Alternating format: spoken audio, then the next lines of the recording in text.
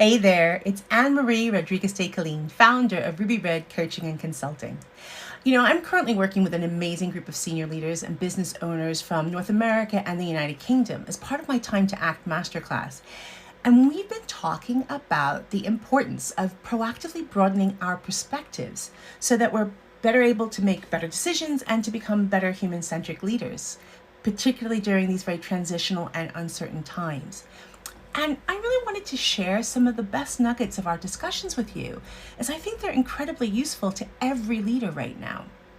So, there are many ways of gaining new perspectives, but one that really jumped out during our discussions was when we started exploring what it is that inspires us. As leaders, we all know that a key part of our role is to inspire and engage others, but equally to do and be our best as leaders, we need to be inspired too, which isn't always so easy to come by, right? So, inspiration helps us in really just so many ways, whether it's from opening up our minds to creative or unexpected solutions to a problem, or helping us to reconnect with our purpose and our goals, or even to fuel our resistance and keep us motivated to press on when we really can't go further. But the real power of inspiration happens when it triggers direct positive action. Now, there is a problem with inspiration in that it often shows up when you least expect it, and too often it's missing in action when you need it most. So, leaders experience this a lot when they're already trying to balance a gazillion priorities and people, and then layer on top of that all the different crises that they've been trying to manage over the last 12 months, if not longer, right? So under these circumstances, it's important to try and create the right conditions that will help you find the inspiration that you need now, rather than leaving it up to chance. So here are a few very tangible tips that will help you get inspired. 1, surround yourself with the things that energize you and get all your senses going, like listening to good music or looking at images that stimulate your heart and mind, smelling something that triggers a memory like food or fresh flowers. We can get so bogged down in the urgency of what it is that we're trying to do that we really take these things for granted. And it's surprising what such a seemingly small gesture can do to help you become more open to those spontaneous moments of inspiration. 2, allow your mind to wander. Prioritize that time in your diary and just sit and think, and then find ways to get lost in your flow. Play or doodle or exercise or start practicing your favorite hobbies, or even, taking a deep dive into your passion projects.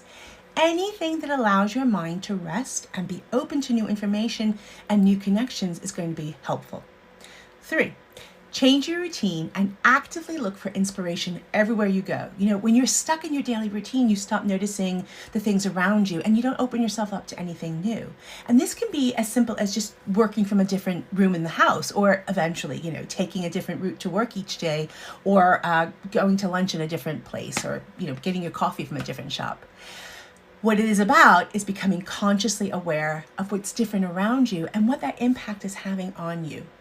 Also, try consuming information outside of your daily norm. So for instance, if you tend to read nonfiction all the time, start reading a good fiction novel, or watch a good film, or look at the opera, check out podcasts or webinars or presentations like TED Talks and such. And don't just listen to the how-tos, but go to the big question discussions and the debates.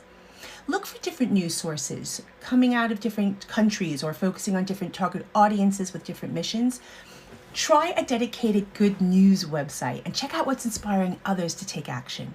Give some thought about what it is that they did and how that could be applied to your situation. And if you're homeschooling like I am, pay attention to what your kids are learning and see what's inspiring them and what can inspire you. 4, become more self-aware. We're really inspired by those things that connect most closely to our values as well as our purpose. But surprisingly, many leaders really haven't given these things much thought. So you need to ask yourself, what are your values? What do you believe in and care most deeply about? And how does this shape your vision? And how are you showing up every day as a leader? As you start to become more aware of these things that drive you internally, you're going to begin to find inspiration in ways you had not noticed before.